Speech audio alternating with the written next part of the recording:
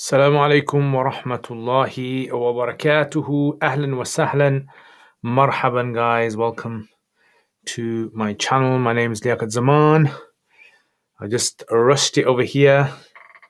I got late actually, half an hour late. So I hope you guys are having a wonderful time. Hope you guys are enjoying yourselves. So today I actually had a podcast talk kind of thing in Derby, which is a city that's about 40 miles or so away from Birmingham. So that's why most of my day I've been there and kind of been quite caught up, busy in that, meeting friends as well, meeting ulama. Alhamdulillah, a lot of excellent work taking place in Derby. And it was a nice hosting as well, mashallah. Sufyan is the man. Sufyan, if you're watching, if you've got home in time, if you've got home before me, then ahlan wa sahlan, welcome, mashallah. So yeah, that's basically been my day. That's how my day has been. Right. Ahsan. Wa alaikum assalam wa rahmatullah. Ahlan wa sahlan. And Idris Shah, wa alaikum assalam. My day has been very good so far, alhamdulillah.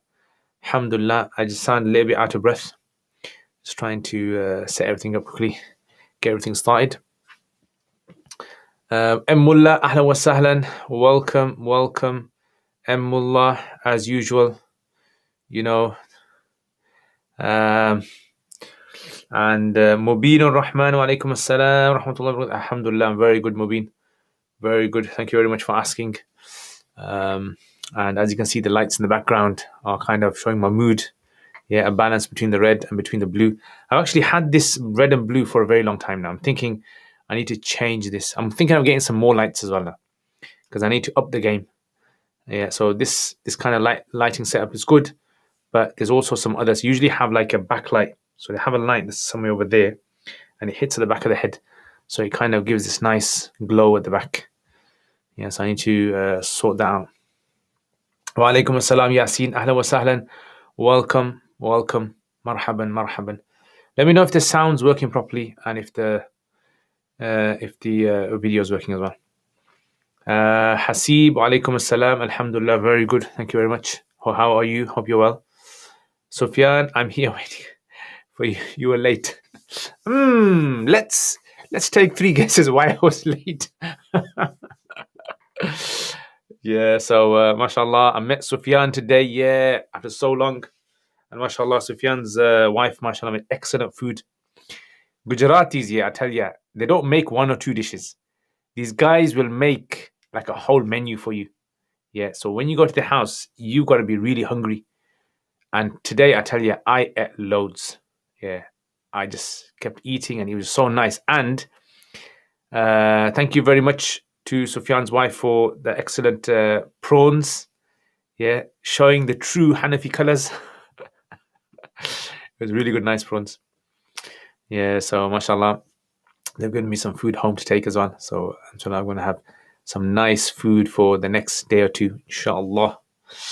Ahlan wa sahlan, Lindo Islands. Ahlan wa sahlan, Habibi. Zaima wa alaikum assalam wa rahmatullah. Ahlan wa sahlan from South Africa. MashaAllah. Cape Town. Ahsan, sound is great and video is too. Thank you very much. Jazakallah khair. Mullah, facts, goodies are elite. No, can't comment on that, bro. But yeah, I'll tell you one thing. You guys know how to make all these kind of food kind of things, yeah? You guys have got that on lockdown, like they say. Yeah, you guys have got the food on lockdown. And it was proper spicy, I tell you. Nice and spicy. Like, nice level spicy. Sufyan is saying Gujarati food is spicier than this. Yeah? Bring it on. MSP MP ahlan wa sahlan. Welcome MP ahlan wa sahlan. Marhaban ila hadi al-halaqa. Muhammad Khan wa alaikum assalam. Naseem ahlan wa sahlan. Welcome. Yeah, so I just about got home. So basically, I'm just going to tell you a little bit what happened today. So there is a brother, mashallah, he's a Maulana, and he's Maulana Muhammad Ali Akhtar, and he is an imam with Maulana Idris, two imams in a masjid in Derby, which is Al Furqan Masjid. And he invited me. He's been contacting me for a very long time to do some courses and things, but because of COVID, everything just got all messed up. So he invited me to do a talk, a podcast, basically. It was a 1 hour podcast or so, just discussing about Arabic language and learning and a few like miscellaneous things. So I agreed. I went there today, mashallah. I met my Maulana, and he's got a nice setup in his house. I'm proper envious of that nice setup he's got. And I had to do my little, YouTuber thing, which is to tell him what equipment he needs to improve his game. And so we had that. And then after that, mashallah, Sufyan did excellent dinner. Excellent, I can say. Yeah. And then after that, mashallah, we went to Mawlana Idris' house. We had some tea. Then we met one of my friends, Mawlana Shah Rafiuddin. And yeah, it's excellent, mashallah. Very, very impressed by how, mashallah, these young new Mawlanas are coming up about with the new ideas and for the community. I think it's excellent, really good, motivating. Right, so Assalamu alaikum. MP, which food is better, surati, baruchi food? You know what? It's a difficult one. I'm going to have to try them both. Yeah, I've tried baruchi food before, but it's all. I think baruchi food is spicy, isn't it? It actually depends. I mean, my theory is this: Gujaratis who have lived in Africa, their food is the best Gujarati food. Yeah. And then the rest of the Gujaratis, and then but then Pathan food's obviously better than African Gujarati food, because obviously Pathan. All right. Anyway, so MP, if you're gonna do like a challenge for me to eat Baruchi food and Surati food and test them, then I'm ready, inshallah. Adam Lee, ahlan wa sahlan, welcome, brother. Muhammad Khan, hope you're doing well. Very good. I am very good. Alhamdulillah. Nice drive. Nice, quiet drive. Actually, trying to do some recording on my GoPro. Tried to mount it on the dashboard, but it kept falling down. That's the only problem. Gujarati rotis are too thin and tiny. You are Pathan and used to those big rotis. Yeah, but you know what I'm saying? You got to kind of try the different cultures. Yeah, try the different cultures, man. Yeah, so Gujaratis normally have small little rotis. Yeah, thin like those kind of wrap kind of rotis. But yeah, us Pathans, you know what I'm saying? We like eat rocks and we eat all sorts of rough kind of food. Okay. Anyway, let's get into the questions. Inshallah. All right. So let's see what questions we have. Now I have been late today. Yeah, so I might have to go a bit beyond 11 o'clock today. Right, just because, it was kind of my fault. So, all right, let's have a check of the questions. Can we see the questions? Right, yeah.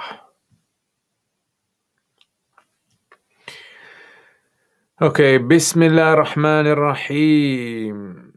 Check these questions out. Salam. Are the 4 sunnah after Jummah prayed all together or in 2 sets of 2? So all together. Yeah. So 2 Jummah, then you pray 4, and then you pray 2 after that. Yeah. Okay. Now you can pray them in 2 sets, but Hanafi says prefer to pray them all in one go 4. Hypothetical question: what happens if everyone on the planet is above zakat nisab? Who would people give zakat to? This is a good question. This is, I mean, see, a lot of the kind of laws that we have, it's not based on hypothetical scenarios. It's actually very practical. So there will always be poor people in the world. But yes, if there is possibly a community where there is everyone, and it has happened in the past. There's like records of it happening in the time of Umar radiallahu anhu in certain cities. And so it had to be shifted to another city, or they store the money away and then they use it later on, for whenever there's a need. Yeah. So So usually that kind of thing happens. But yeah, these kind of hypothetical situations, what if in the world all of a sudden everyone is unable to go to the masjid, right? Does that mean that there's no salat in the masjid? What if everyone in the world, no one in the world is able to get into Makkah? Does that mean there's no Hajj? And so forth.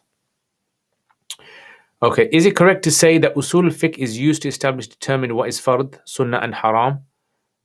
Usul al-fiqh is not usul al-fiqh is not used to establish.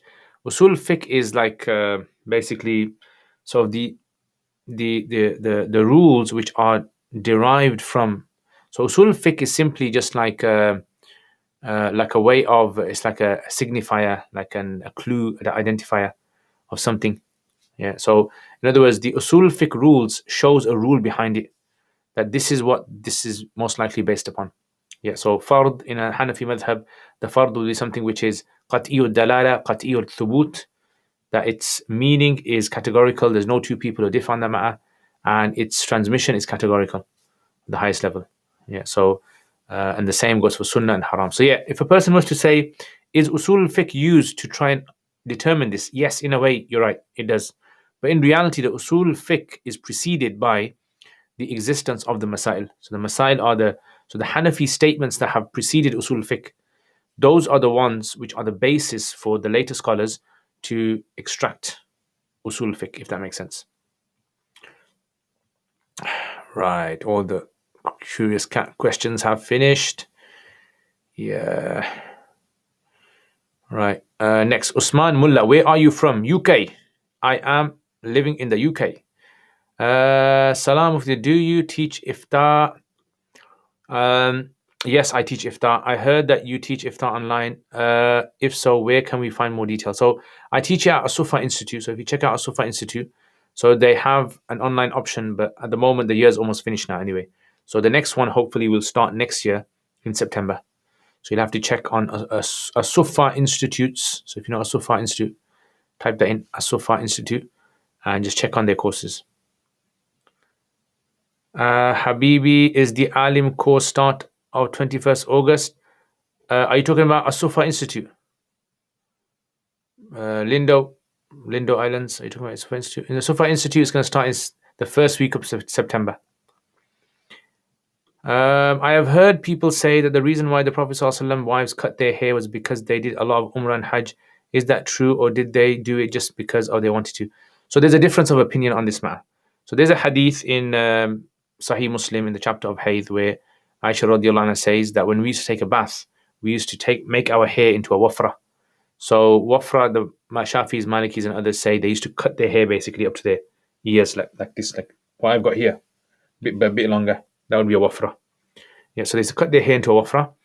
And so that's what they've taken. And some of the Hanafis have said that no, this could possibly mean that, and it could possibly mean that because of old age, right? Because of old age, like the hair naturally becomes weaker, and they used to cut it. And some say it was because they used to perform Umrah and Hajj. There's no categorical evidence that they used to perform lots of Umrah and Hajj, but it's possible. That's possible. But the stronger possibility is that they used to cut their hair. Yeah, and it was a choice. That's what the majority of scholars say. Salam, is it permissible? Walaikum salam. Is it permissible to have a Quran playing in the background, or must always pay attention? I would say it's best not to have it in the background, unless, for example, like you're listening to it and then all of a sudden you have to speak to someone. Then I would say that would be okay. But if you just got it in the background, like in a shop or something, just to kind of create an ambience, no, then you shouldn't have that. So it's not ambient music. I've seen quite a few people tweet saying people are comfortable with this world, then it was meant to be a punishment for Adam alayhi salam. Is this true? Was Adam put his... No. So Adam alayhi salam was not punished. This was basically a consequence. So sometimes, for example, let's say like Tahir ibn Ashur under this verse of the Quran, he actually says that when Adam alayhi salam made a mistake, and then he had to face the consequences. So he says this is not a punishment because Allah forgave him. This is a consequence of the action. So just as if a person was to take a cup of milk and accidentally spill it on the floor, then the person of the house might forgive them, but there's still the problem of cleaning it up. Someone has to clean it up. Or if you get involved in a car accident and you hit someone accidentally and they forgive you, there's still the element of sorting out the car. So it's basically what we call consequence. Barakallah fiqh ustaji, ahlan wa sahlan. Laila wa alaikum assalam. Am I sinful if I advise someone to stop a sin when I commit the same sin? No. As long as you are trying your best to stop it, as long as you know that it's a bad thing to do deep inside, and you have the intention of stopping it, then it's good. You should tell other people. But the sin is where the person themselves, they are being hypocritical. They commit the sins themselves, but they're telling other people not to do it because they just feel like it. Yeah, because they feel that they want to be superior to other people. From all of your online courses, which order would you recommend these to be done? Quranic, Arabic first, or fiqh? It all depends upon what your interests are, I would say. So if your interests are getting into fiqh, then you can go into fiqh if you like. But otherwise, I would generally advise people to do the Quranic, Arabic first, do a few levels of Arabic. Maybe you can study somewhere else as well, and then move on to the fiqh where you can read the text and understand it yourself. Basically.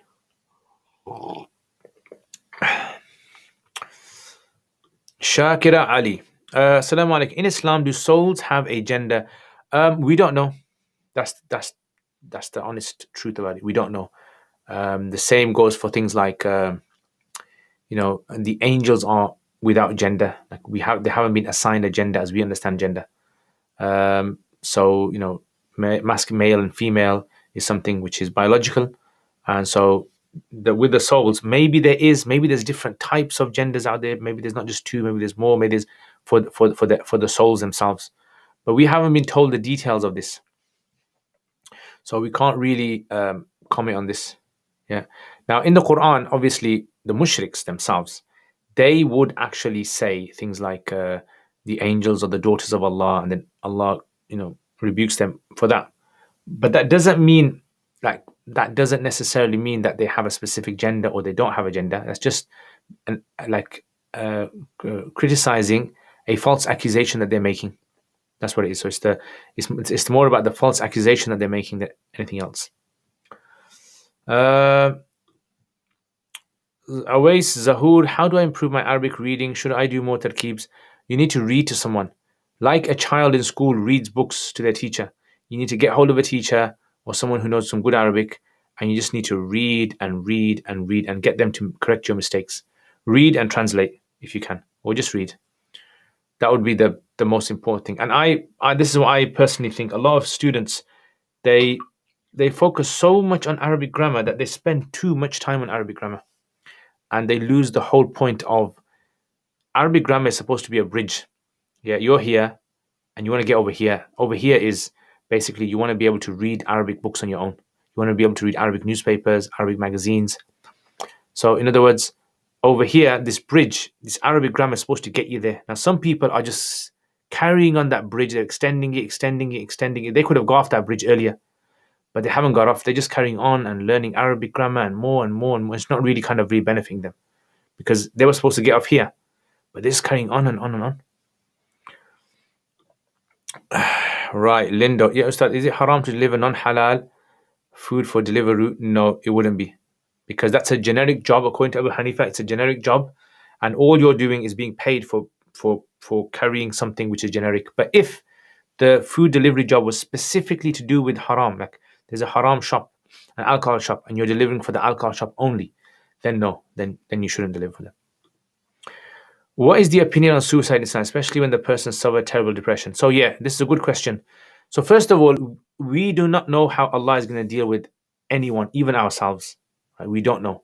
So if we die in a car accident, or if we die in our sleep, or if we die through natural causes, or through anything destructive, we don't know how Allah is going to deal with this. Likewise, if a person was to commit suicide, then we don't know how Allah is going to deal with them. Like we don't know, we can't guarantee and put our finger and say, this person's going hell or this person's getting punished. We can't say that.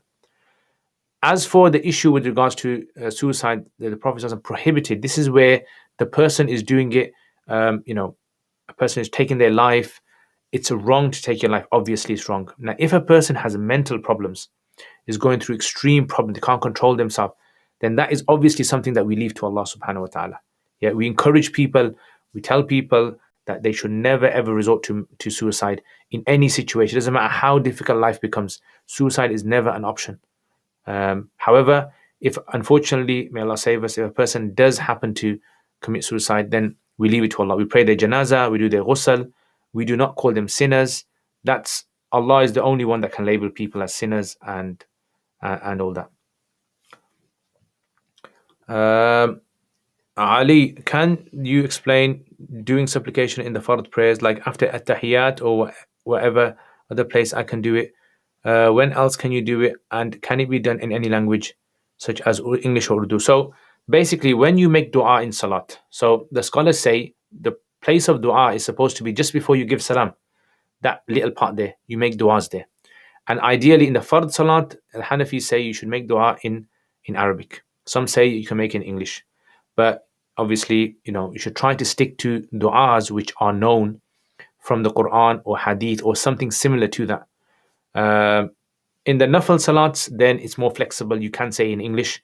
But try to, again, any dua you're going to say, try to keep the format of the dua similar to what's mentioned in the Quran and hadith. Those kind of generic duas.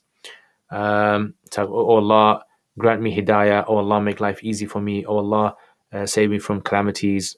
All these kind of things you can say. As for sujood, then the Hanafis say in the fard salat you should avoid making dua in sajda besides Arabic, and in nafil salat there's flexibility there, and you can make it over there in your language. How will people with Down syndrome who don't understand what a religion is be judged? Allah is going to judge them according to His knowledge. Right? Again, we don't judge people. There's different levels of Down syndrome, different levels of people of understanding, and Allah will judge them in accordance with. Again, when people ask me this question, how will Allah judge? The real thing is, no human knows how Allah is going to judge. Allah has not even told us in the Quran how He's going to judge people. Yeah, so the judgment of Allah subhanahu wa ta'ala is something which only is in the hands of Allah. And knowledge of this is only in the hands of Allah. What is hilatul isqat? So what's the context of it? Hilatul isqat literally means a sort of like when a person uses some sort of a loophole, yeah, or some sort of like a what's the word for it? Trying to use a loophole or something like that to drop a particular ruling. So if you know the context to it, then I'll probably be able to give you a better answer. Yeah, so like circumventing some sort of hilatul isqat. But isqat, it depends what you mean by what topic. King Tan, Assalamu alaikum, Mufti. I want to become an alim, however, I don't know if I should do hifz first. Is it necessary? No, you don't have to do hifz to become an alim. I am not a hafiz at all. I've memorized some juz of the Quran. But that's up to you. If you want to do it, then totally fine. You can do it. It's good to do hifz, I would say. But otherwise, you can join the alim course. How do the fuqaha decide when something is taken literally or metaphorically in the Quran or hadith? So it's all to do with like bringing all the hadith together regarding a particular topic and looking at overarching rules, regarding something. So let's say, for example, like there's a hadith with regards to, let me just try to think. What kind of example is there? Something which is metaphorical, not to be taken literally. Let's say, for example, hadith of bells are the flutes of shaitan. So we say bells are the flutes of shaitan. The bell itself is the flute of shaitan. So we're not saying the bell is the flute. We're saying the way that the bell is used to attract thieves. So let's say people are on a journey and they're traveling. And, we say, what does this mean? It means the bells themselves are not the problem. It's the bell ringing, attracting thieves. So metaphorically, they're like the flutes of shaitan in the sense that just like a flute, when it's played, it attracts people. People like listening to it. then these bells attract thieves. So when people used to go on a journey, the Prophet ﷺ would tell them not to attach bells onto the necks of animals, because it would bring unnecessary attention of thieves, highway robbers. So here we don't take the literal like meaning of the hadith, which says the bells themselves are the flutes of shaitan, because we look at all the other hadith, put them all together, we look at concepts in the Quran, and then we kind of come to a conclusion. That's why if a person has not studied like a hadith and has not studied fiqh thoroughly, and they're just exposed to one hadith, they can make big mistakes in trying to understand that hadith. Another example is like La imana liman la amanata lahu. There is no iman for the one who does not have a trust. Meaning, dishonest people. If you literally take this hadith, and it means dishonest people have no iman, have no faith. They're not Muslim, basically. That's not what the hadith means. Because we know from other evidences that even if a person commits a sin, they are still Muslims. They still have iman.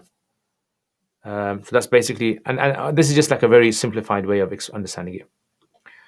Ali wa alaikum assalam, ahlan wa sahlan. Are we accountable for shying away from conveying the message of Islam to our non-Muslim acquaintance? No, you won't be held accountable. That was the duty of the prophets of Allah. Jazakallah khair, ahlan wa sahlan. King Tan, ahlan wa sahlan. Sahih hadith. My daughter has intellectual disability. What you suggest me to teach Quran? I follow the method mentioned, how to read Quran. It helped her improve a lot. Any other suggestions? Might be actually good to try to get in contact with people who help. They're like organizations who actually can help people with learning difficulties to learn Quran. So if you, I am not aware of any specific organization, but I'm sure out there's organizations that actually help people who have learning disabilities to learn Quran, learn about Islam through sign language or through touch or through braille and other methods. Even people who have learning disabilities. There's like organizations out there that actually cater for this. That might be the next best thing, inshallah. King Times up. One of my friends also wants to become an alim. However, he can't read the Quran properly. Should he learn before doing? Yeah, definitely. He will have to learn at least how to read the Quran, because if you become an alim, you need to do a lot of Arabic reading. And if you can't read the Quran, you can't read Arabic, you're going to be stuck. Minhaj, is it permissible for men to wear a watch that has a bit of gold in it? Depends what the gold is. Is it on the strap? If it's gold inside of the mechanics of the watch, like some of the cogs or maybe the handles, then possibly that can be possible. But if the gold is, for example, the frame of the watch or in the hand of the watch, the strap, then that wouldn't be allowed. Yeah, if it's like obviously more than 12 karat gold, 12 karat or more. So I can do dua in a language in Fard Salat, although I shouldn't. And I found some Hanafis saying that I cannot ask for things which humans can do. Yeah, so like for example, things humans can do, give me a lift. Oh Allah, please give me a lift in a car. So obviously that's something which you can ask humans. So when you're asking for du'as in Salat, the reason for this is because the Prophet ﷺ said that human speech does not befit Salat. Yeah. So in other words, he told people not to have like human conversation in Salat. So because this sort of like overlaps when you're making this type of dua, the Hanafi said you should try to stay away from this. Ali, is it permissible to stay up very late? Yes, if there's a need for it. If it's definitely gonna make you miss your Fajr, then no. And if it's gonna make you backbite other people and waste time in haram activities, then obviously no. If someone leaves the fold of Islam, should we still associate with them? Yes, you can. Unless you feel as though it's going to harm your connection with Allah or your family's connection, then you should disassociate. Yeah, so if someone has left the fold of Islam, then they might have whatever reason it is. So it doesn't mean that you disassociate with them. The government is the one that deals with, in a Muslim country, they deal with people who openly, publicly apostate. Right? So that's their job, that is. As for everyone else, they can live amongst them. If, however, they're causing you harm, if they're having like harmful negative effects on your faith and your iman, then you disassociate. Muslim. If someone wanted to do talfiq, for example, do sadal instead of qabad due to more evidence, is this halal? I would say if it's a person who doesn't understand evidence, like doesn't understand what it means to be stronger evidence, then no. Yeah, because if it's like an expert that knows the Arabic language, knows what evidences are, knows usul, then I wouldn't see a problem with that. Otherwise, average people shouldn't do these kind of things. They just follow whatever their scholar tells them.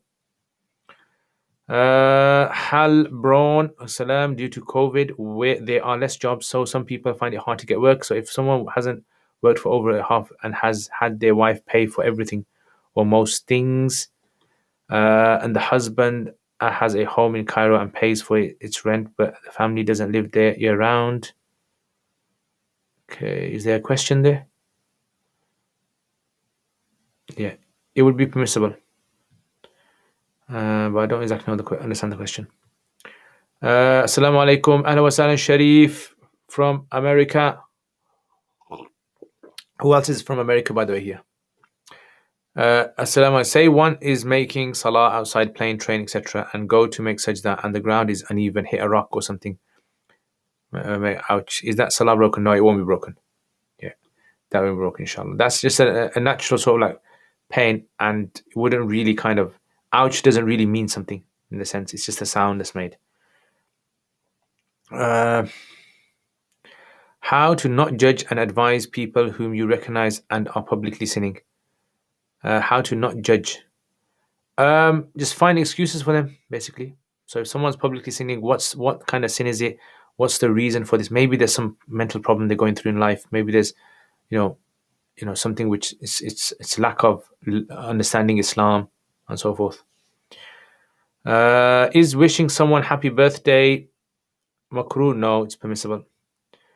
Ahla wa sahlan Yasin Maulana. With your advice on studying in Cairo Al Azhar, I haven't studied there. I know people who have studied there.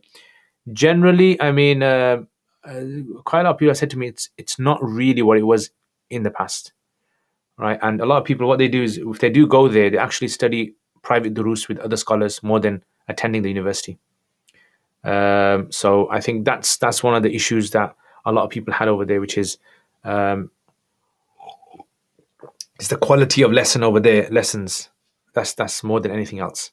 So what I would do, there's actually a group.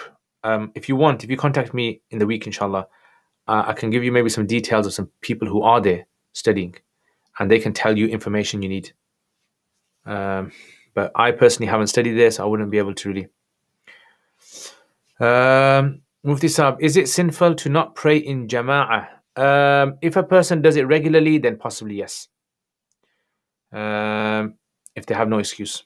Does he have to get another job, or is he excused from providing for her? He obviously, legally, so he won't be sinful if the wife's okay with it. But if the wife is not okay with it, he must try to sort it out. Otherwise, the wife has legal grounds to ask for a separation if she wants. That would be legal grounds because he's not providing for her.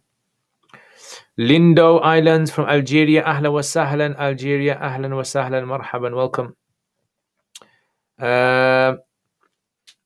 How did you pick up Arabic so well? You inspire me so much. Alhamdulillah. I studied in a madrasa in Pakistan where there was a big department, Arabic department, or a lot of students there who were learning Arabic. So there was an environment there where we could speak Arabic with each other. I think that's really what helped me a lot more than anything else. And then later on, it's my own passion that spurred everything else. Yeah, so I think that is ultimately the thing. Okay, curious cat question. What would you recommend studying after the 17 lessons Quranic Arabic? I would recommend studying maybe Surah Yasin course or Surah Mulk course. And then after that, maybe Arabic Tarkib course, Ajurumiyya. But the main thing is try to get into reading Arabic. That's the main thing you need to do. Ya Allah. All right. In which situation is a person allowed to backbite, and how do you know when you are backbiting? I feel sometimes it's very hard to tell. So backbiting is not permitted in Islam at all. The Prophet ﷺ prohibited backbiting any Muslim at all. And backbiting is basically something you've said about another Muslim that if they find out, they'll feel hurt. Yeah, they feel hurt inside. So that would be considered to be backbiting, right? So it's mentioning something about them that will hurt them. Now, it's allowed if, number one, if saying that thing will actually protect someone else from their harm, or number two, It's if there is like some sort of like ultimate benefit. Yeah. So for example, like let's say someone is abusing someone else, someone's harmfully abusing them, and you go and tell the police that this person's abusing them, then that would not fall into backbiting, because any type of dhulm that's being done that will benefit someone else, then that's not backbiting. And likewise, anything that will harm someone else. So let's say, for example, someone comes to you and says to you, what do you think about this particular person? I'm thinking of maybe marrying them. And then you say, oh, you know what? They're good people, but they've only got this problem with them. Yeah, they're very miserly, they're very stingy in that sense. Then that won't fall under backbiting. Yeah, and likewise, for example, in the deen. So when it comes to matters of the deen, where someone is studying from someone and someone says, you can study from this person, but this person actually has done this, right? So it's kind of like protecting someone from harming their deen as well. Assalamu alaikum, ahla wa sahlan, Minhaj. Is it true that there was a Sahabi that wore a gold ring after when it was prohibited?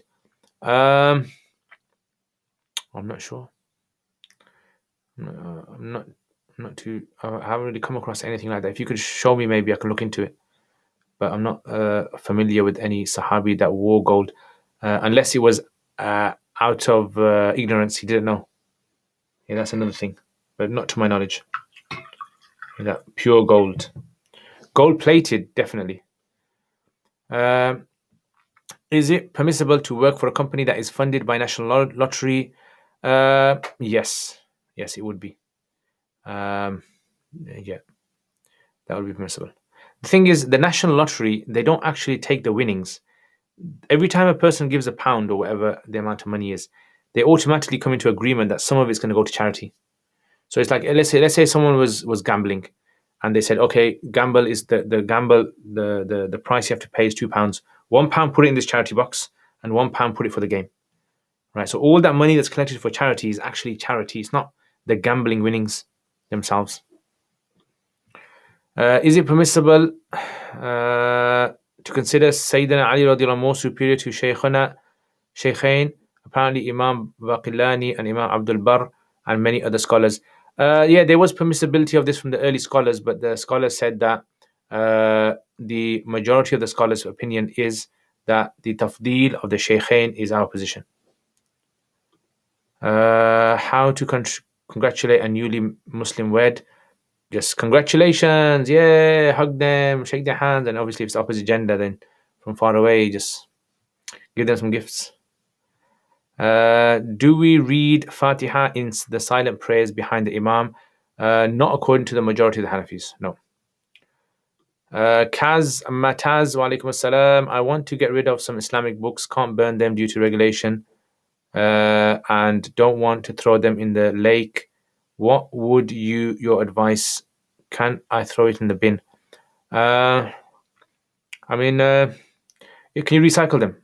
Yeah, I would say recycle them. If there's no other way, like if there's no way of burning it in your back garden or something, or maybe giving it to someone to burn, there's actually organizations, contact these organizations, Google it, where they will dispose of Islamic literature for you. You pay them a certain amount.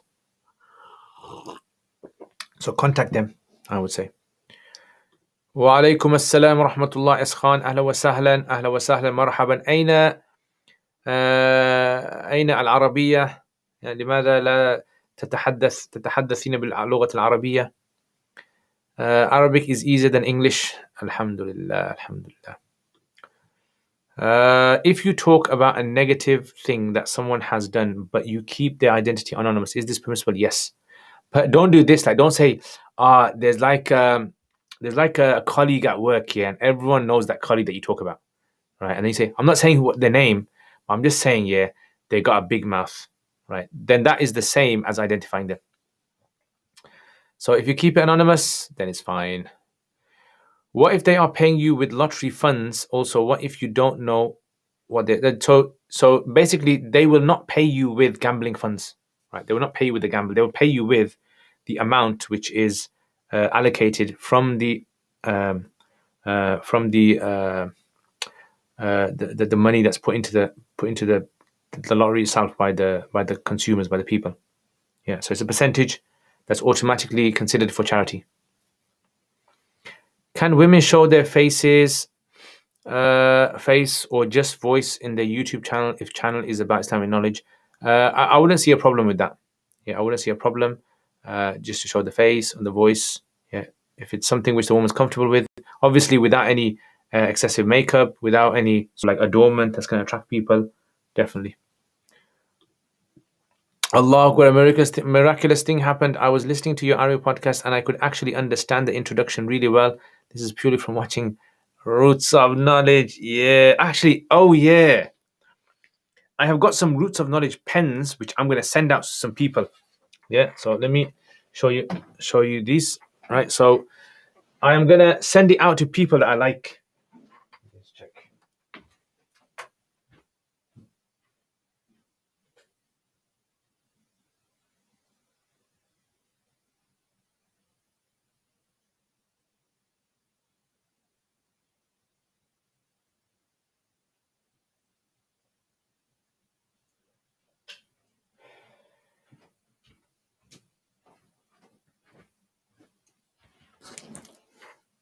Okay, so this is the Roots of Knowledge pen. Check this out.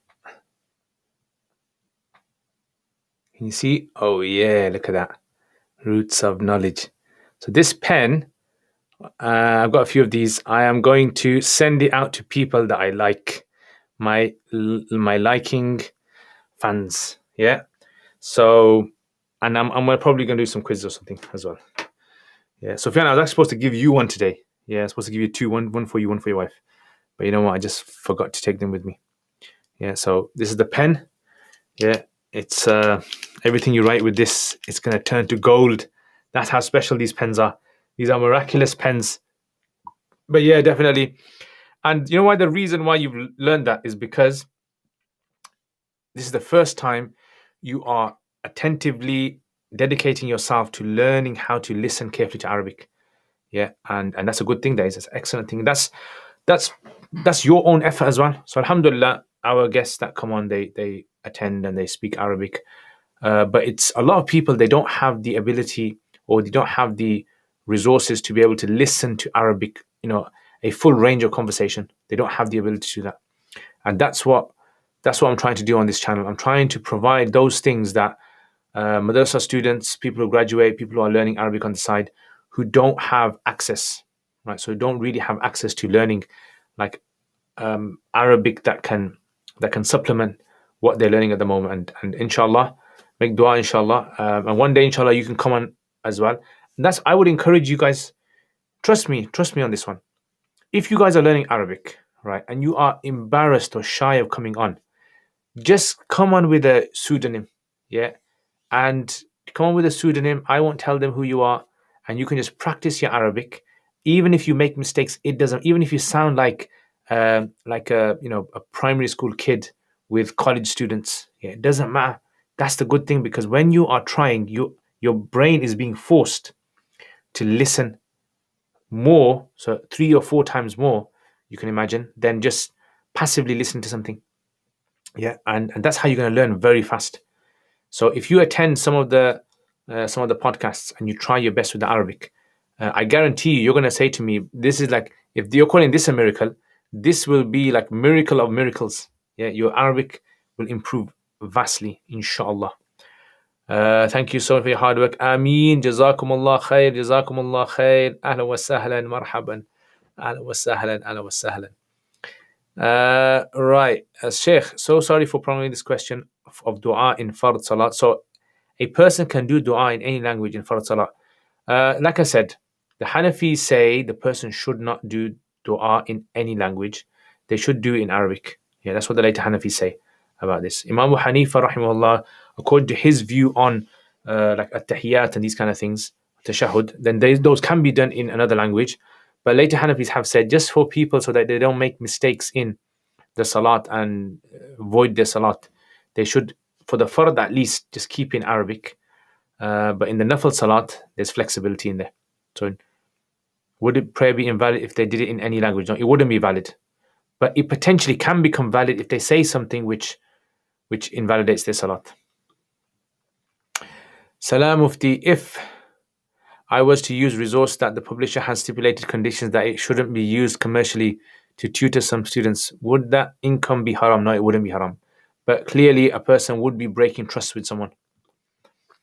Why do we find very few hadith narrated by the greatest companions who spent the most time? Good question. So basically, because a lot of the early Sahaba, they didn't see it necessary to narrate what the Prophet ﷺ said. Yeah, they didn't see it necessary.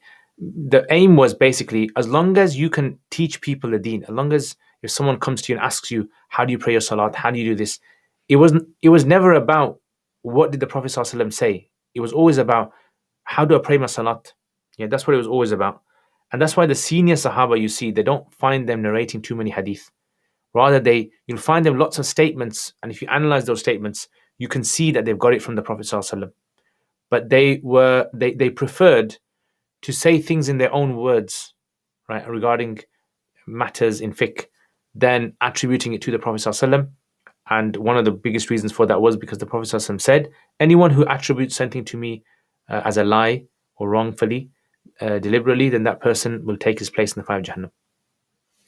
That's the main. And then when the younger Sahaba, they narrated, and that possibly was the reason for that, was the fear of the disappearance of our tradition. Wa alaikum assalam arsalan. Remember, if you haven't hit the like button, guys. Yeah, remember, like button. The like button, I'm going to call the like button the no ikhlas button. Yeah, the no ikhlas button. Hit the no ikhlas button. Interestingly enough, today, normally when I set a time for the live stream, if I go past that time and I haven't clicked the button, I lose the live stream and I have to generate another live stream. And I don't know, I mean, today because I came late and I just found it. It's like, whoa, it was still running. I mean, I don't know if they've changed the settings in the website. What advice would you give for us to do when listening to Arabic speaking, whether it be podcasts or lectures? What I would suggest is try to make notes if you can. If you can't obviously engage and speak, try to get a pen, piece of paper, and try to write down what you hear, important things that you hear. Like maybe you might hear someone say something important. Write that down. Yeah, you don't have to write it all down. Don't write the whole transcript. But just maybe out of each, like half an hour, maybe you're going to write down, I don't know, maybe 5 things. Yeah, 5 things every half an hour. That will keep you engaged as well, right? And make you focus more on what's being said. Assalamu alaikum wa rahmatullahi wa barakatuhu. Sa'altumuniha. Phrases like, can you list some of the other phrases that are helpful in remembering grammar rules and so on and so on? I mean, like acronyms, stuff like that. In Arabic grammar, you don't have many of these. You have these in tajweed. Yeah, so, but in grammar, I don't think anyone has really kind of listed all of these in like a. So I'm not too sure in Arabic grammar. Yeah, but in tajweed, definitely there's loads. Qutb jaddin, there's what else is there? Farra min, what is it? Farra min lub. What else? خص ضغط قذ. Yeah, so there's kind of like a few of those. Listen to khutbah because it's simple Arabic, definitely. Alhamdulillah, I have answered all of your questions, guys. MashaAllah, MashaAllah. Nice end to the day. Yeah. So today I went to Derby, and just to tell those people who weren't there early on in the podcast or the live stream. So Derby is about 40 miles away from Birmingham, and I actually traveled there to a masjid, which I've actually been to that masjid before, Masjid al-Faruq. And there's a Maulana there. And I'll actually show you the website that they have. It's a very nice one. Islam Daily. It's called Islam Daily. Islam Daily Prayer. Islam Daily. Islam Daily. Okay, Islam Daily. .co.uk. Islam Daily. Okay, this is it. So let me just show you guys Islam Daily. Yeah, so you guys can check it out. Support the mashallah brothers who are involved in this. I think it's a really good initiative, right? Really. So this is basically it. Yeah. Just try to make it a bit bigger so you guys can see it better. Yeah. So can you guys see it? Yeah. So this is Islam Daily. So you had like podcasts. They've had like podcasts with different people, and it's like they got like some videos, short videos, small little blogs as well, and some nice good little these little sayings. And they've also got online classes, short courses, counseling as well. They were telling me the free counseling, it's actually in the pipeline. So once it's ready, then you can actually, if you've got like counseling issues, you want advice from scholars or even experts in different fields, they're going to provide that as well. And I think it's an excellent idea, free of charge as well. And they've got academy, they've got classes people can do, Sanatain 2-year course, and they've got Islamic Essential course. Yeah, so these guys, mashallah, are doing an excellent job. May Allah reward them, especially Mullah Muhammad Ali, who's the main kind of guy responsible. And yeah, so I think check them out. I think they got a YouTube. Yeah, they got a YouTube as well. Let's check out the YouTube and see what their YouTube is like. Yeah, mashallah.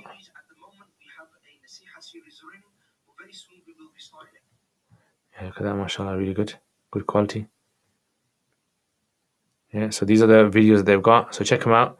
Hit the subscribe button. Let me hit the subscribe button as well. And there you go, mashallah. May Allah bless them. Anyway, so that's basically how do you sell Derby? So Derby is DERBY. Derby. How does one navigate the prohibition of alcohol on the table? Like if I'm at a restaurant and it's a long table. No, so when it means on the table, it means in the group that you're with. So in the group that you're with. So in the olden days, they never used to have restaurants. So the hadith is not talking about restaurants, it's talking about at people's houses. So you're invited to someone's house and there's alcohol there, right? Basically, don't attend that. Just tell them, apologize, and or tell them that you're not gonna eat with them. That's what it's about. So there wasn't restaurants in them days. So in restaurants, then you wouldn't really, if someone else on a different table, or even the tables like a long connected table. So this is where we don't take the literal. Okay, Salam Ustad, hope you're well. Can you recommend a good, easy Arabic book to start reading?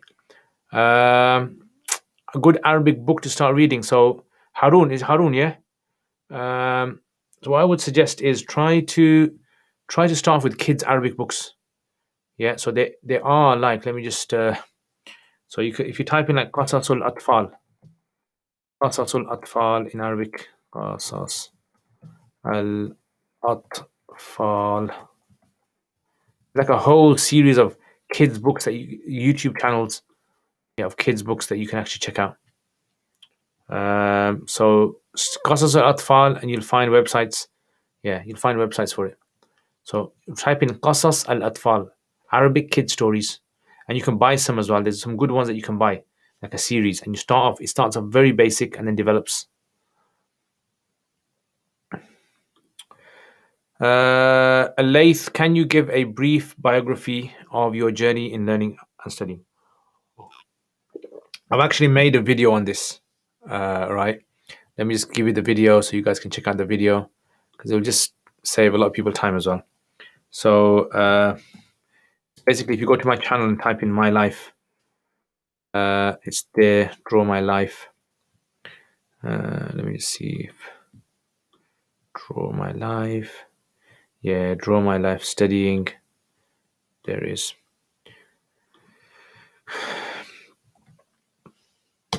There you go, draw my life. Would you say Ibn Mas'ud was one of those who did not narrate hadith often to and would tend to give his opinion, and this is why Hanafis? No. No, that's not true. Paste the URL. Okay, the URL of the guys. Yeah, let me just show you this. This is the URL. URL. This is Islam Daily. Yeah, check this out. Islam Daily. Okay, Mufti Saab, would you say that one should intend to study full time to get proficiency in fiqh as an example? Definitely. If you're serious, definitely. Jazakallah khair, Sufyan. Ahsan wa sahlan. Ahsan Allah alayk. I've heard Derby's become a bit of a ghetto. MashaAllah, mashallah.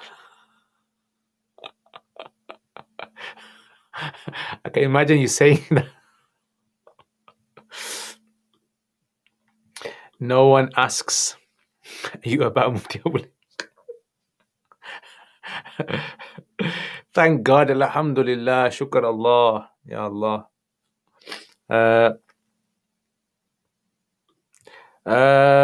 Just curious, what's your opinion and thoughts on the effectiveness of da'wah tabligh? I think it's very good, definitely. I mean, anything is very good out there. Anything at the moment that is helping the Muslims generally is definitely very good. Whether it's at political level, whether it's in a social level, or even a small domestic family level, anything that the Muslims are doing to promote Islam, support Islam, strengthen Islam, definitely good.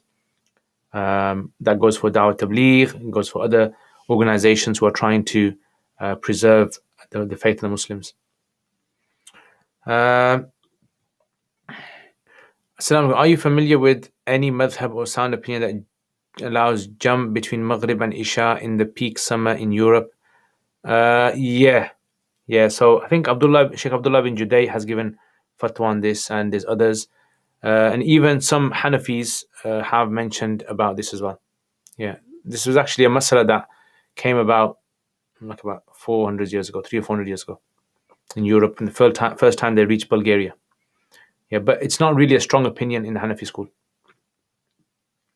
No Amina today with her jokes. Yeah, where's Amina? Haven't seen her name. Mufti Sahib, do you know anything about the Medina University Arabic degrees? Would you recommend formal study of Arabic or private with a teacher? I've heard it's quite good. Yeah, I know a few people who have studied there. I haven't studied there myself. I heard it's quite good. I mean, I would say anything which is obviously gonna give you an opportunity to be able to practice your Arabic, learn your Arabic in a structured manner is definitely good. So yeah, to go study there, I think it would be very beneficial for you if you can. Formal study and Arabic private study, I think it all depends on your temperament as well. Your learning sort of mindset. So if you have a temperament or a disposition to be able to learn one-on-one with the teacher, excellent. But if you can't dedicate it, or you think you won't be able to sustain it, then definitely with a group. Sometimes some people need other students, yeah, to do this. Okay.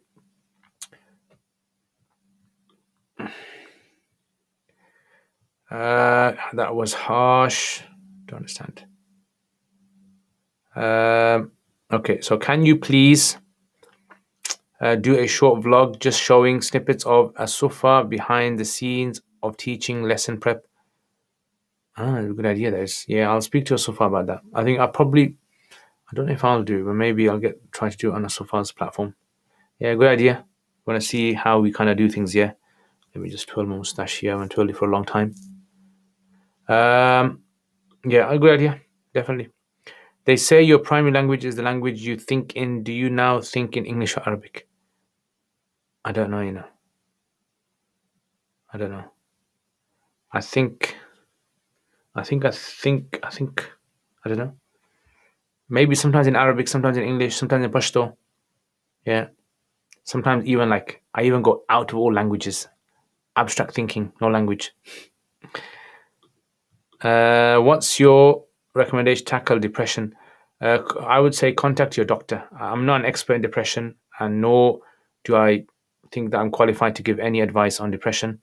I would say contact your doctor, speak to your doctor, and see the advice that they'll give you. That's always the best thing to do. Definitely. Um, Salam. So if I want to buy an item and the payment is monthly installments plus 2.5% interest for a year, is it permissible as long as the monthly price are set at a set price? So you see, it all depends upon basically how the contract works. So basically, what usually happens in these things is this: if you're buying something from me, and I say to you, you can pay in installments with 2.5% interest. What that basically means, you give me permission to take a loan from the bank, right, to pay for your item, and then you're paying off the bank really. So you're literally paying me, and on all those payments you make go towards the bank. So you are coming into an interest. So whether the interest payment is fixed, if that's the whole setup of the model of the installments, then it's not allowed. Yeah, but if there's no other sort of like third party involved, so you got to find out in the terms and conditions. If there's no third party involved, then it would be permissible. I wouldn't see a problem with that. Yeah, because then in that case, it's not really an interest. It's actually basically what they're saying is, if you pay cash, you're paying £1,000, and if you pay in installments, overall, you're going to pay like £1,250. Yeah, that would be fine. Ustad, can you give some tips for exam, please? Tips would be go over all the homeworks. I would say definitely go over all the homeworks. Make sure you understand them thoroughly. Make sure you understand the tarkib of all the verses. That's the most important thing. Definitely those two things, and obviously translation of the ayats. The world is a ghetto. Yeah, MP, you understand? The world is a ghetto. Everywhere is a ghetto.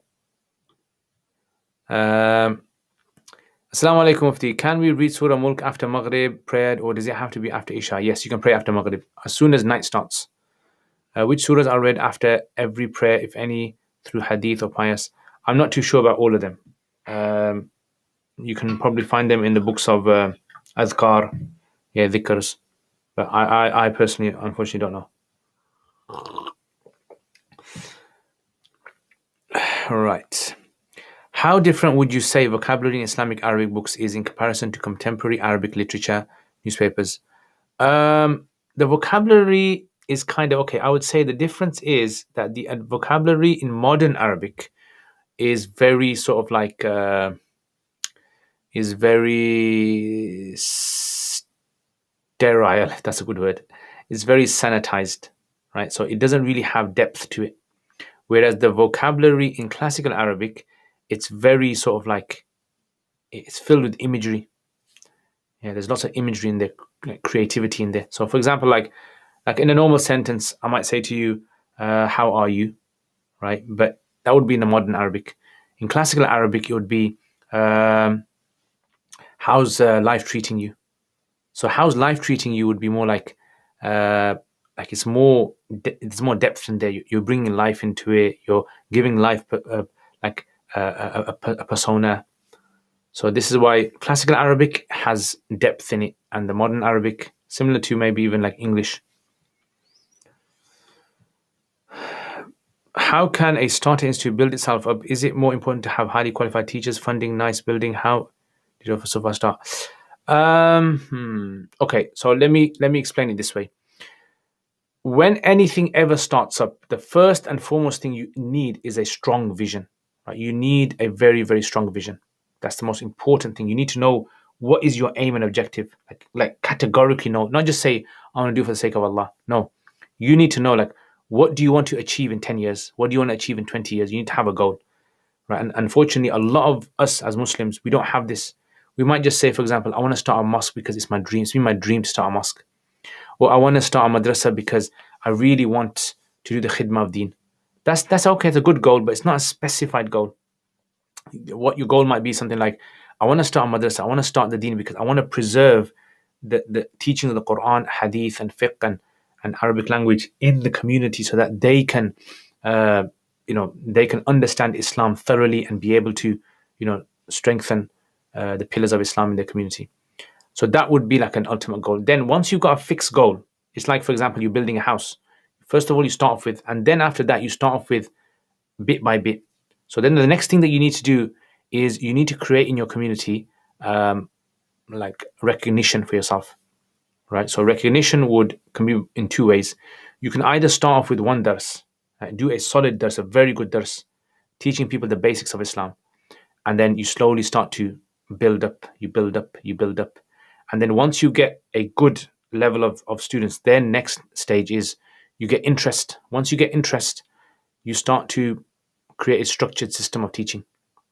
The other option is where you build yourself, like you can do this through marketing. You build yourself a name. So you might start off, for example, with the institute, maybe with this is how companies do things. You start off with promoting your brand, any brand, like just having your name in places, having little quotes, have a Facebook page, have Twitter, have Instagram, and just have like quotes being put up, and have little piece of advice, regular and piece of advice, and then you build up a following. And then once you get a following, then you kind of like now use that as the backbone to create a structured syllabus. Now, once you create like a sort of like a structured syllabus, then what you need to get a team involved. And the team needs to be like-minded, very important to be like-minded. They need to have same motivational passion, and they need to obviously be student-orientated rather than teacher-orientated. Yeah, that's the most important thing I would say, definitely.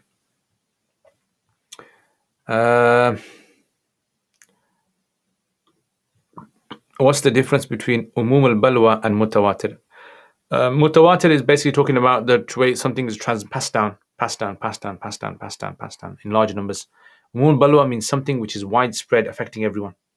Yeah, so for example, like rain could be umum al-balwa, affects everyone. It's not mutawatir. Mutawatir would be something like World War II happened. So the reports of World War II are so overwhelming. They're mutawatir. Assalamu alaikum. FYI, for real, I'm going to still like you even if I don't.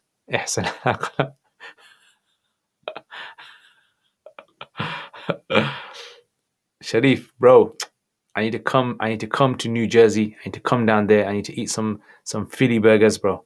You need to sort me out some Philly burgers. Should I repeat my prayer if someone doesn't pronounce the Arabic letters properly? Instead of walad dalin, they say walad zalin. No, then that's fine. Those kind of mistakes are overlooked. Yeah, because it's difficult for some people to pronounce all the letters. Mufti Arsalan, Mufti Sahab, which dictionary would you recommend to have a first dictionary in Arabic only? I actually had something called the Munjid. Munjid was quite helpful for me. It's written by Orientalist, and it's very good. So yeah, Munjid would be a good idea. There's also Mawrid as well. Mawrid, but I think you can get that in English and Arabic. Ibn Adam, what's the difference between Fusha and MSA Arabic? They're kind of the same thing, really. But it depends what you mean by Fusha. Fusha means like in England we say the official government English, the one that the government uses when they're giving announcements and on the news. That would be Fusha, and that would be MSA, you can say. And then the Arabic that the English people speak on the streets and at work, that would just be like normal dialect. But then if you're looking at Fusha, classical Fusha and modern Fusha, then there's obviously a difference. Musab, is tawassul permissible? Yes. Okay, how much of the Quran do the speakers of modern Arabic understand? I don't know, I'm not too sure. You'll have to ask them. Any tips what to do if other people gossip about others to you? Just pray to Allah, ask Allah to protect you. That's the most important thing. The hadith from Ibn Mas'ud about only doing Raful Yadayn in the beginning is criticized by many for being weak. What is the Hanafi response? Yeah, the Hanafis simply just say this is something which has its own. So there's this own, like the Hanafis have their own usul for grading hadith. So we don't need basically the grading of muhaddithin. Their grading system is very different from ours. Some South Asian fuqaha refer to hiyal shar'iyya in allowing zakat money to be used to mosque construction. What do they mean, and how does... I don't know. Maybe you got to ask them. An elderly man often splashes hasbali on him and cannot take them a bath except with a lot of difficulty. Can you do tayammum from time to time when there's a lot of difficulty? Not tayammum, wudu. Yeah, I mean, if he has splashes of urine and he can't take them off, that's fine. He can pray in that. But I don't see why he needs to do tayammum. He just does wudu. Best advice regarding Islamophobes in YouTube: don't watch them. Don't give them viewing time. That's the best advice. Just block them. Ali, there is a new Shia mosque in my house being built. Can we set up a Sunni congregation in the mosque? Is that allowed? Possibly. Yeah, possibly. I mean, I don't really exactly know the background to these people. If urine on trousers, does the whole trouser need to be washed, or can the patch, just the patch? Ajib, nice inside. Oh yeah. Ahla wa sahlan, ahla wa sahlan, ahla wa sahlan. The clear and sound purpose as well. Ameen. All right, guys, I think I'm going to finish there. I think I've answered everyone's questions. I don't think there's anyone else has got any more questions left. Maryam is saying, Ya Nabi, Salam Alaikum. So yes, it's totally permissible. And if not, how is this? Yeah, so this is permissible.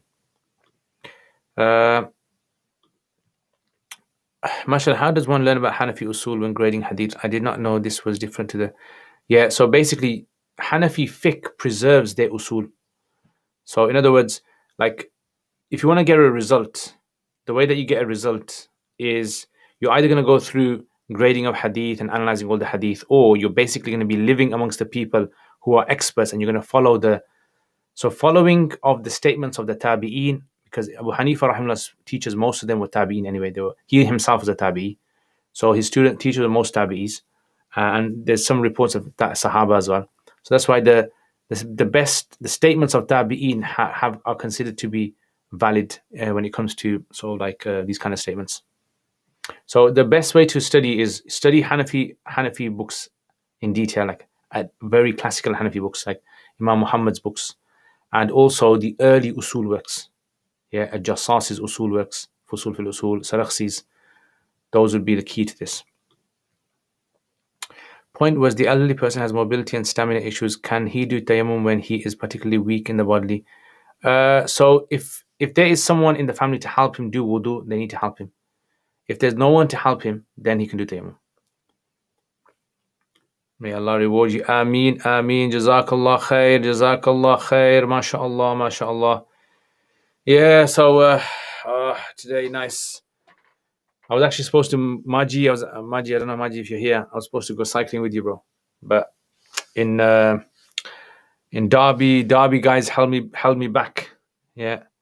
So, mashallah, I would have loved to stay longer in Derby, but I had to come back for you guys. You know, this is my dedication. This is my dedication to you guys.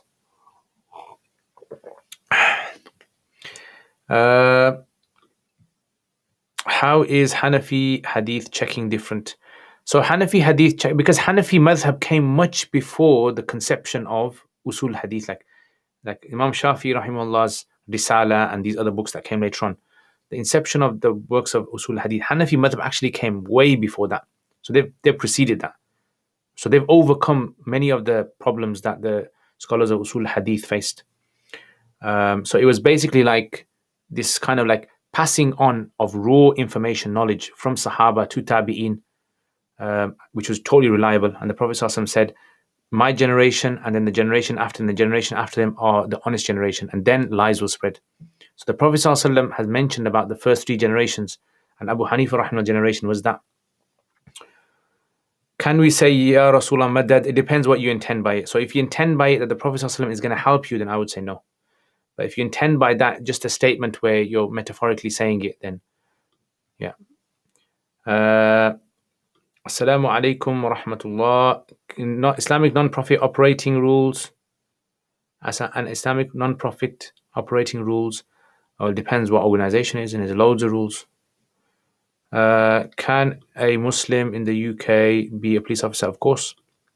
Yeah. Jazakallah khair, Ibn Adam. Wa alaikum assalam. Amina, ahlan wa sahlan. S. Khan was missing you. Yeah, everyone was missing you. Book review. I actually forgot to get a book. So Maulana Muhammad Talha from Leicester actually sent me a book. This was the latest book written by Maulana Muntasir al-Zaman. Yeah, it's about the Badl Majhood.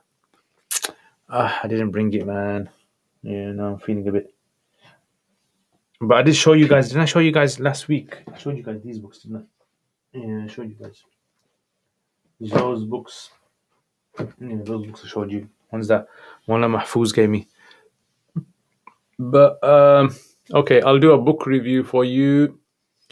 But book review. Okay, let me just show you guys. Ya Allah. Ya Allah.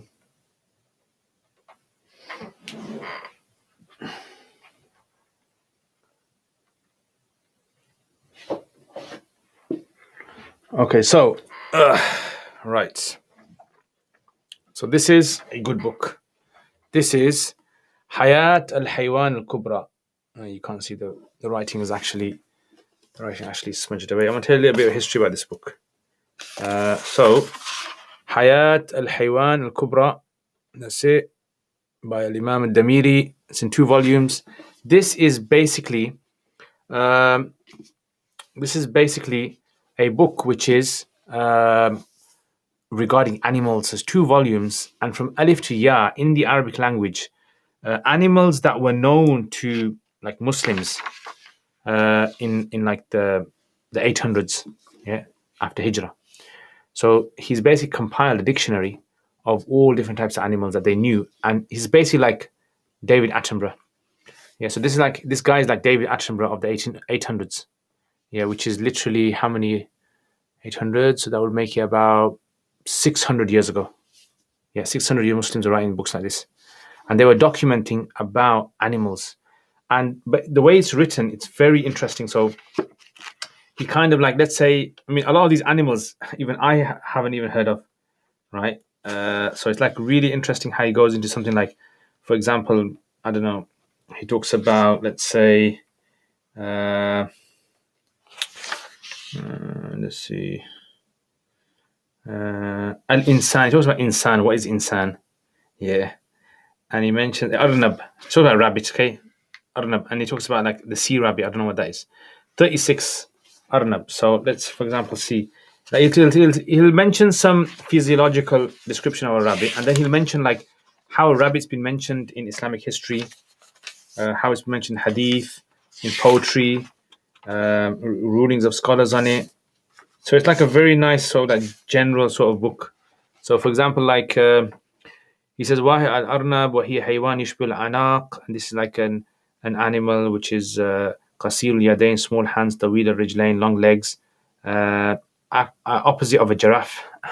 Aqsu zirafa, bat'u al-ard, yata'u al-ard. He walks on the ground, and he walks on the back of its legs. It's a genus called Jahid.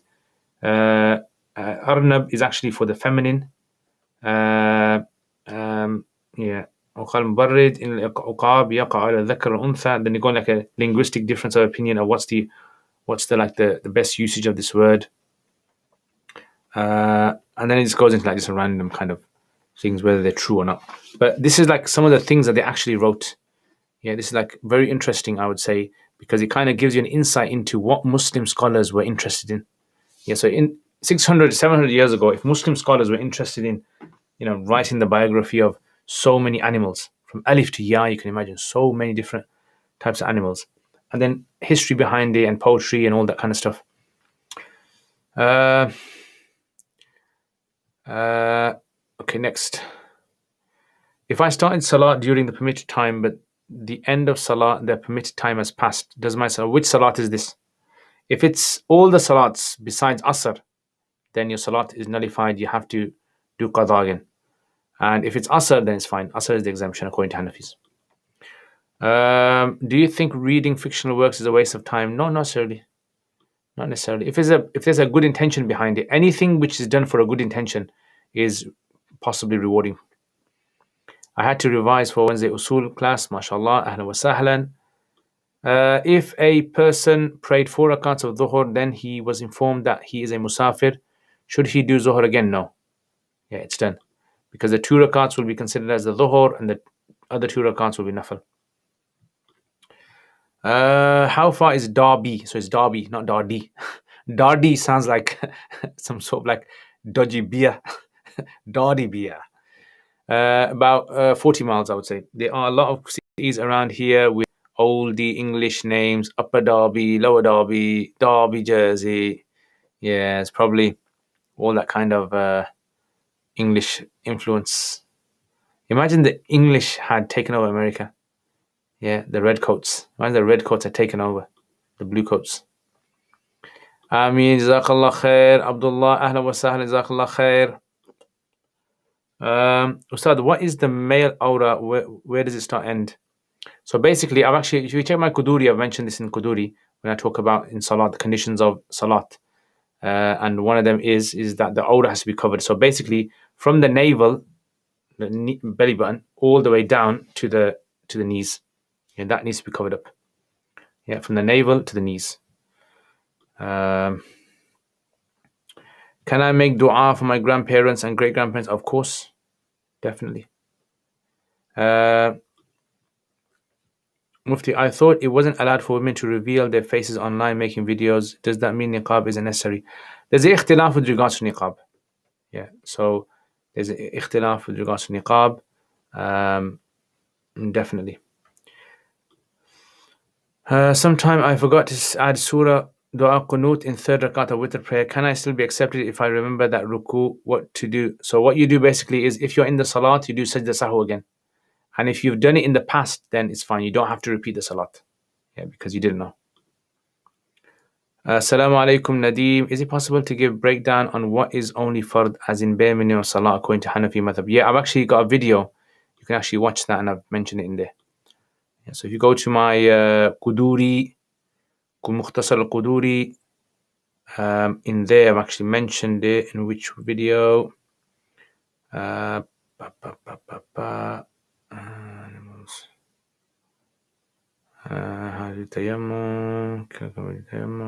one is it?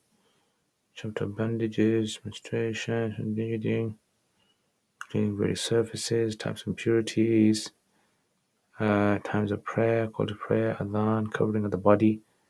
Yeah. Okay, so actually starts from here.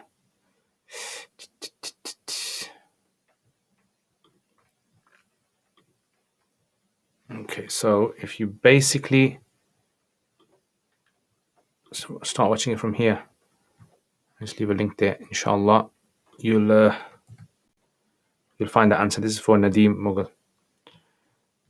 Shari, what did the book say about dolphins? Read somewhere they were called sea pigs.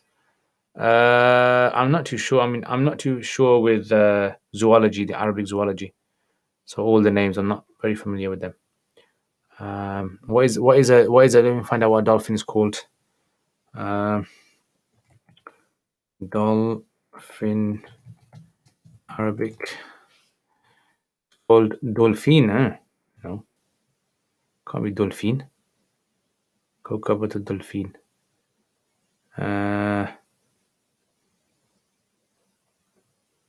It's called dolphin.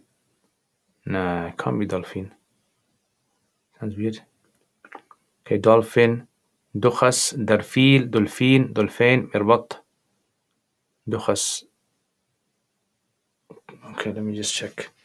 Dukhas. Let's just see if they got a dukhas in here. You got any dukhas? Dukhas. Oh, it actually has dukhas. Yeah, 465. Dukhas 465. Let's see what it says. So dukhas, it says 465. Okay, dukhas, it says بضم الدال وتشديد الخاء المعجمة ضرب من السمك. It's type of fish. Oh, dolphin. Actually, dolphin, yes, right in there. Yeah, they used to call it dolphin.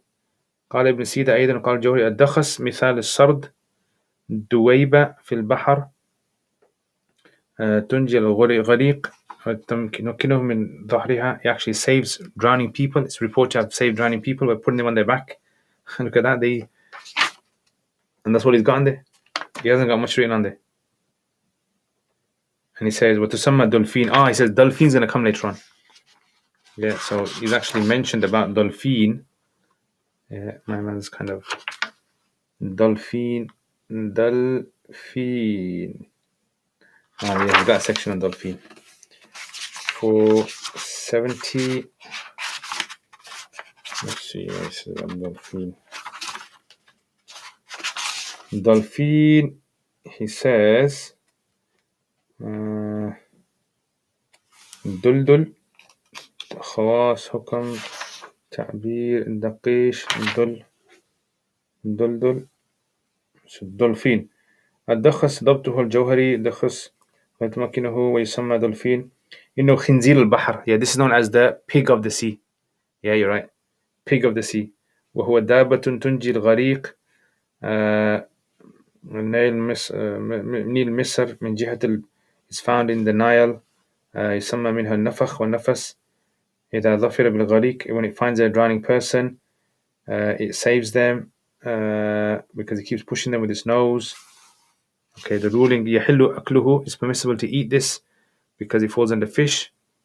Yeah. And some special facts about this. If you see in your dream, let's see what he says. If you see a dolphin in your dream, he says, if you see a dolphin in your dream, it means it's like seeing a crocodile in your dream. The same ruling as seeing a crocodile. And it can also possibly mean that some plot is being made against you, and some actions are being hidden from you by people. And it can also mean you're going to be people are like eavesdropping. And it can also mean lots of dua as well being made for you. And some have said that if people see in a dream and they're scared, he's going to be saved from calamity. Okay. So you've done some new things there. Yeah, so it's got some strange facts. Okay, right.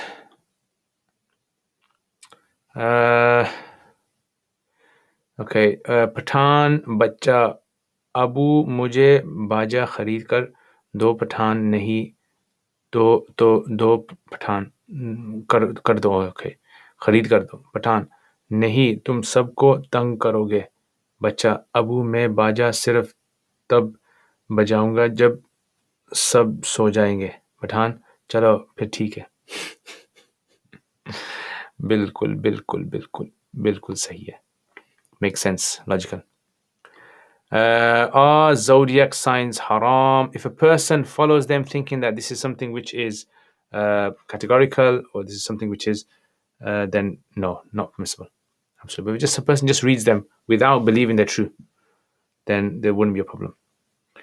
Do all Hanafis agree that qada umri is required for witr? And if so, is qada one or all three rakats? All three rakats. Yeah, so Imam Hanifa considers it wajib. Sahibain don't consider it wajib. So according to Sahibain's view, there wouldn't be a qada for it. According to Abu Hanifa's view, there would be a qada for it. And there's three rakats. Will my du'as reach my uncle who has passed away? Inshallah. What are your favorite works of fiction? I don't know. I don't really read too much fiction.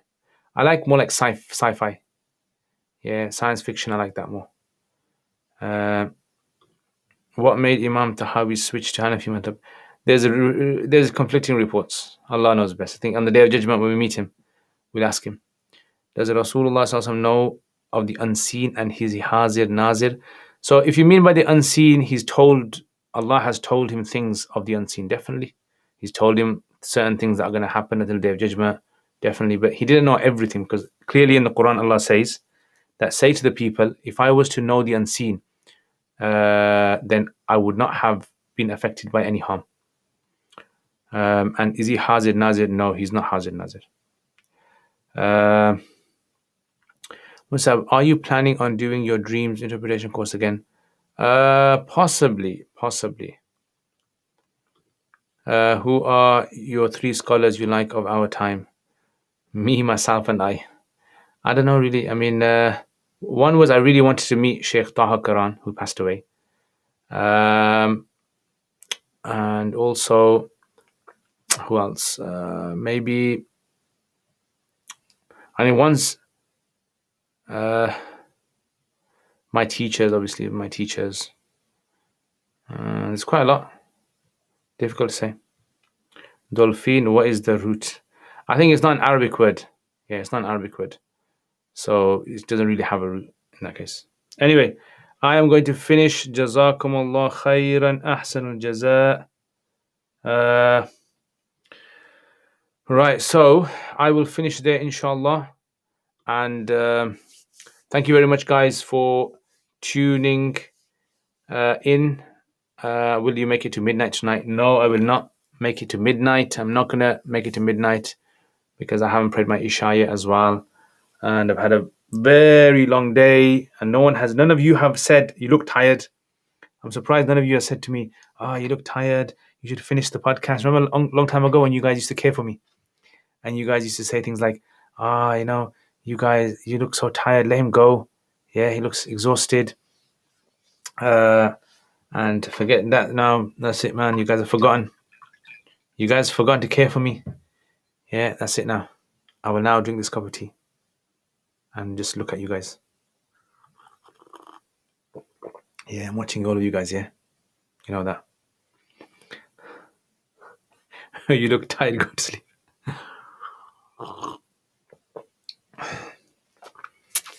Yeah, Allah. Alright, guys. Nice clicks in the back. Tomorrow I've got badminton. Okay, I have made a video of my journey and I recorded parts of it. I didn't kind of like record everything that happened because I don't like really intruding on people's privacy as well. So I made a little video of parts of my journey.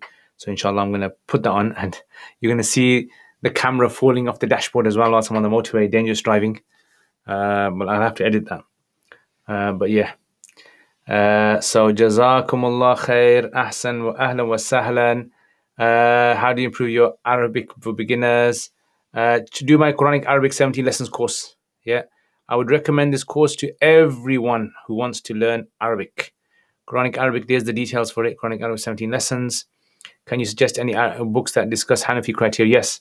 The Usul Fiqh books. Hanafi Usul Fiqh books is a section on the Sunnah. And there's actually a book that's been written recently. It's called Ad-Dirasat fi Usul Hanafiyya.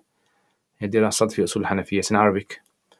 Mustab, you look tired. Yeah, bro. Ameen Zed, Ameen. Ibn Adam, we love you too much. That's it, bro. You know what? I've eaten so much, mashallah. Sufyan's house, yeah. Sufyan's wife made excellent food. I have eaten so much, and I haven't eaten like this in a very long time. I remember once, there's a famous story, I don't know how true it is, but Imam Ahmad bin Hanbal Imam Shafi went to Imam Ahmad bin Hanbal's house, because Imam Shafi was Imam Ahmad's teacher.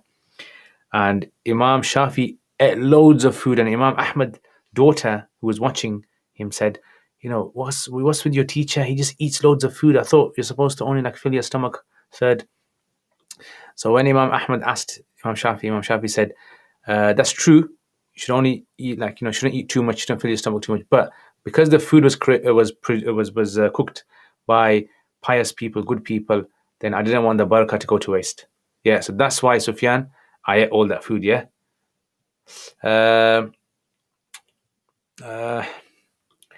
Alaikum assalam, ahlan wa sahlan, Shariyar. You look beautiful. I look exhausted.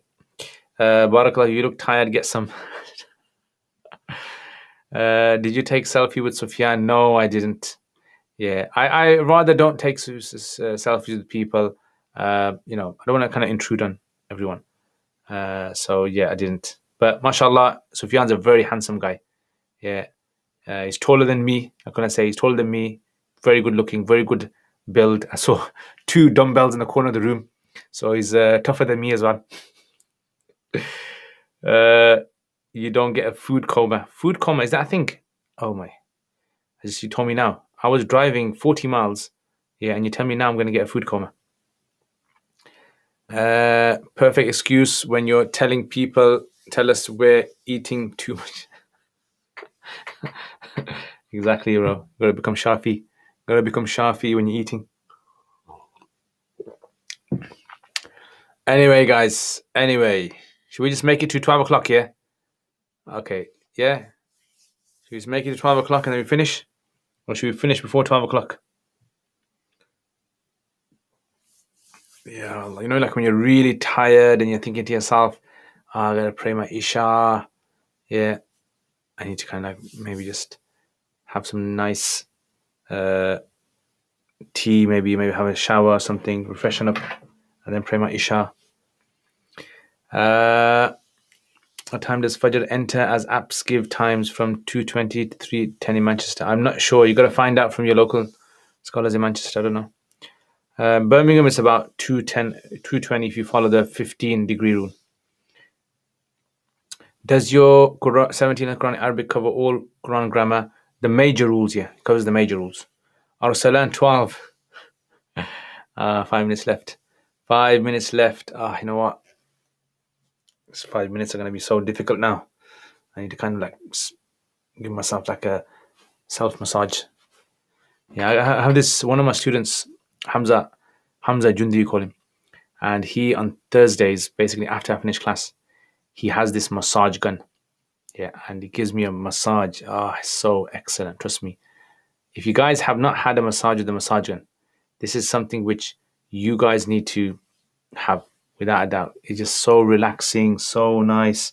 Just kind of gets right. I like massage. I like very hard massage. Like put your fingers in, squeeze tight. I like that kind of tough Patan massage. Yeah. There used to be one of my friends. He was from Tajikistan. So he said we went to study with one of the teachers, and they were studying in the mountains.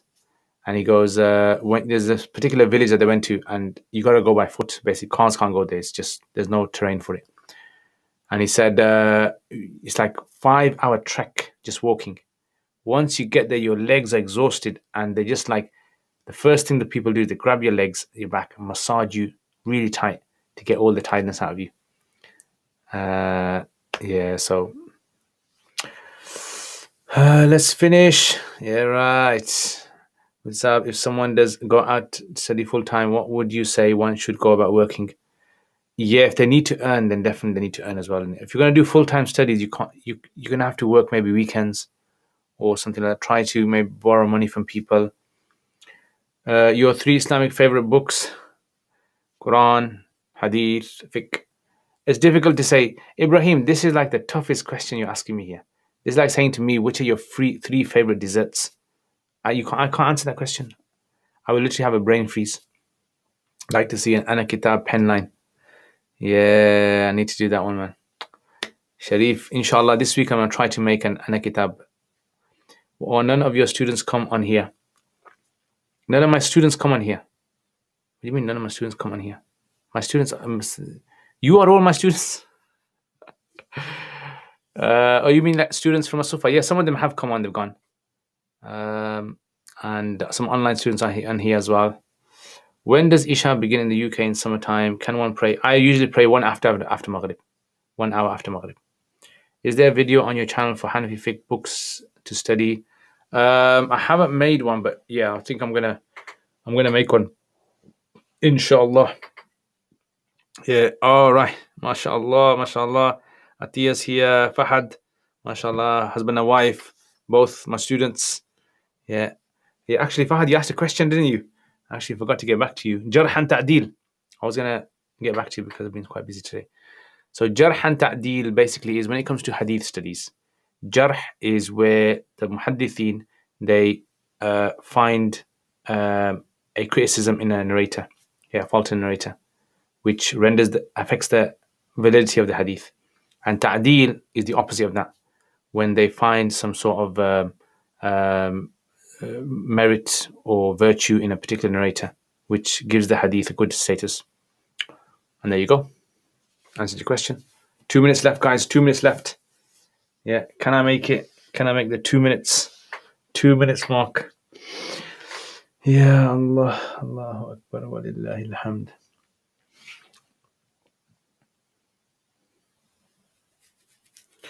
One hour after Maghrib will be too soon for Shafaq Ahmad to disappear. Yeah, in England, where we are in the north, it doesn't disappear. The whiteness doesn't disappear. So this is why if you follow the whiteness, then it's fine. But if you follow the shafaq, the rule, then no, you gotta wait longer. Wa alaikum assalam, Zaid. Quick jinn story before we finish. Shall I tell you jinn story? Yeah. No, I'm gonna leave it till next week. It wasn't my jinn story, someone else's jinn story. Yeah, so I can add some more sort of like extra masala to it. An extra kind of masala to the story. Yeah, so it was a kind of like, shocking one.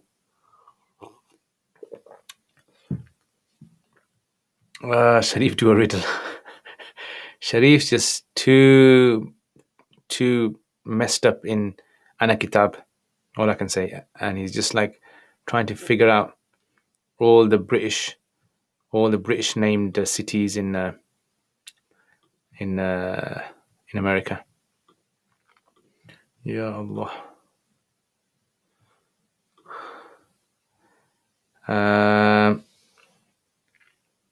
Please, Assalamu alaikum.